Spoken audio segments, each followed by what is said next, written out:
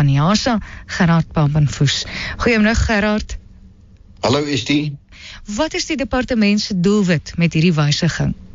Die hele ding gaan oor die transformasie van die Suid-Afrikaanse werksmag, afgeforceer in terme van skedule. Die staat wil nou die Suid-Afrikaanse werkmag herrangskik in terme van 'n verskoonde Engels spreadsheet, en werkgewers moet nou rapporteer hoe hulle dit gaan doen.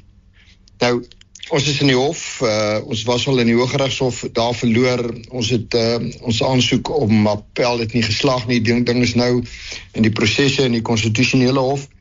Ons is ten volle gekant teen die dinge, die aard van die saak. Dit kan nie werk nie, en dit is so rassisties as wat jy dit kan kry, dit is onkonstitusioneel.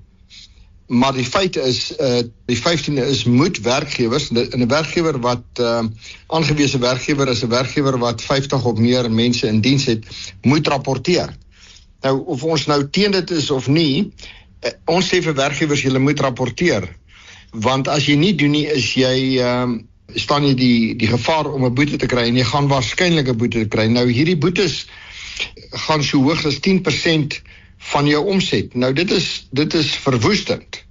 Kyk, hierdie ouens deel boetes uit baie maklik, sommer maklik 10% van jou omset, bloot omdat hulle nie weet wat geld behels nie, en hoeveel dit is nie, ek dink hulle verstaan die term nie.